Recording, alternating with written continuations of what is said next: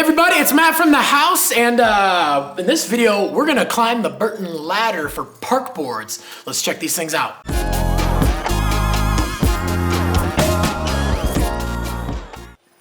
All right, so first up for park boards, we're gonna check out the Kilroy Twin. I'm gonna flip this thing over so we can actually read the Burton and the Kilroy.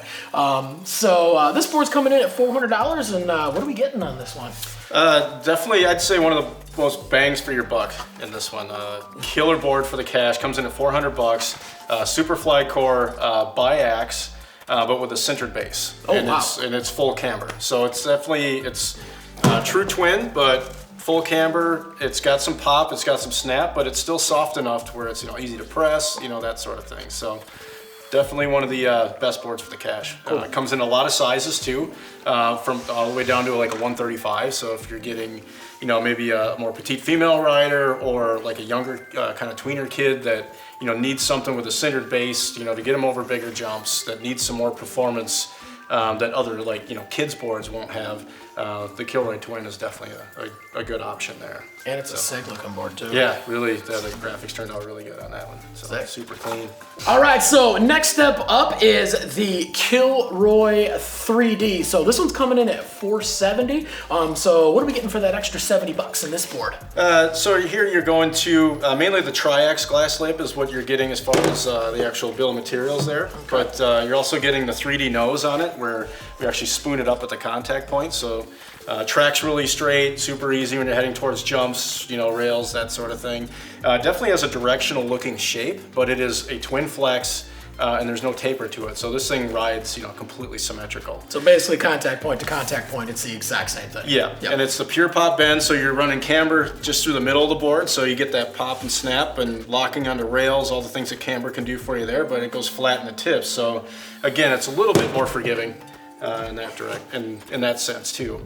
Comes in an extended sizing as well, so down to like 140, like 145. So again, you can get the female riders on there, just smaller people in general. So cool. So this is kind of like that next step up from the Kilroy for that intermediate rider getting into an advanced ride, and they really want that higher end feel. And it's a little bit wider waist width too than the Kilroy Twins, so you might find might fit your foot size if you're getting the bigger sizes. A little extra stability on those landings too. Yep. Mm-hmm. Cool. So.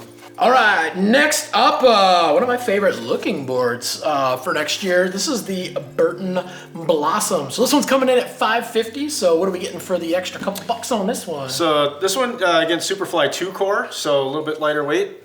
You also get the Tri-X glass with the carbon I-beam, so we got carbon stringers that run through the middle. So still a really nice kind of damp feel, but the carbon does add a little bit of energy to the board too. And then center WFO base, so again, a little bit harder, a little faster, kind of pre-impregnated with wax there. So definitely for that advanced rider that's looking for that high-end park board and kind of a real kind of old school traditional shape, just kind of bringing back, if it ain't broke, don't fix it. So just change the guts a little bit. Yeah, I mean, the team was just kind of, they were testing out boards and they just kept coming back to that straight up custom twin popsicle shape. So that's kind of basically what this is, and we're just letting the graphics kind of do the talking for this one. So. And they do that very, very well. Yep. All right, and last up for the park boards, we're gonna check out the Freethinker. So this one's coming in at $600.